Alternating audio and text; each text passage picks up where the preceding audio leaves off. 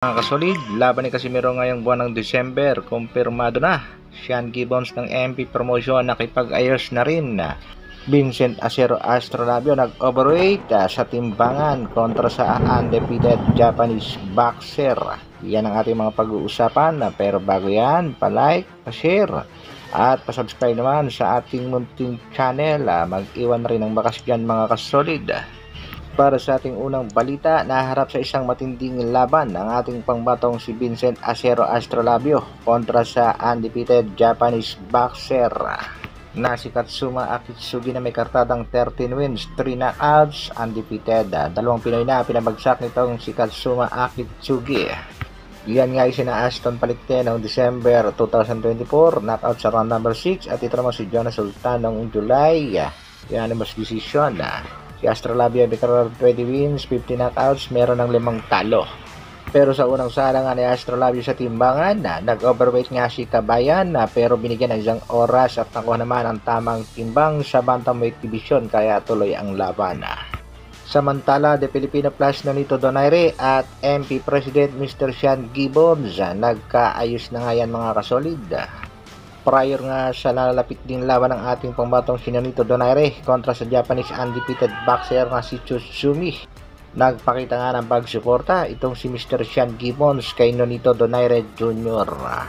For info mga kasolid, sa December 17 ang laban ng ating pambatong si Nonito Donaire Jr. kontra sa undefeated Japanese boxer. Sa kabilang balita naman mga kasolid, bagamat naharap sa kontrobersiya ang magkapatid na Casimiro dahil nga sa binanggit ni Casimiro sa isang live na kung saan ay nagpatalo nga daw sila sa laban, nagbigay na rin ng mensahe ang GAB chairman na patungkol dyan mga kasolid. Ito nga si Atty. Francisco J. Rivera. Ito nga yan mga kasolid. We already sent a notice to the Casimiro brothers. We asked them to air their side with respect to allegation that they're into game fixing, so we gave them 5 days to answer. Naniniwala rin naman ang GAB chairman na hindi binenta ang laban. Yan nga ay pagtugon lamang sa mga reklamo sa Casimiro brothers. Ayon nga sa isang fans, para namang hindi sila nanood, kitang-kita naman na sumusugod si Casimiro. Magtaka sila kung tumatakbo lang si Casimiro. Kitang-kita rin naman natin mga kasolid na talagang nadiskartehan lang ng hapon ng ating pangbatong si Casimiro. Sa kasalukuyan ay patuloy na rin sa pag-ensayo ang ating pangbatong si Casimiro dahil nangako nga ang promoter Koki Kameda na tuloy ang laban ng Angas ng Pinas sa buwan ng December, at nilinaw naman ito mga kasolid nitong si Jarrell Casimiro.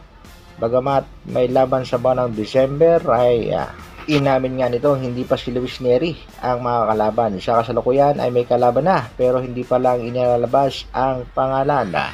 Kaya hintay-hintay lang tayo mga solid sa mga official announcement at hintayin din lang tayo mga solid.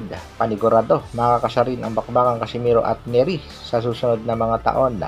Hanggang dito na lang, maraming salamat sa patuloy na pagsuporta at panonood. Mabuhay, Dr. Alvin Vlogs. Brrrr.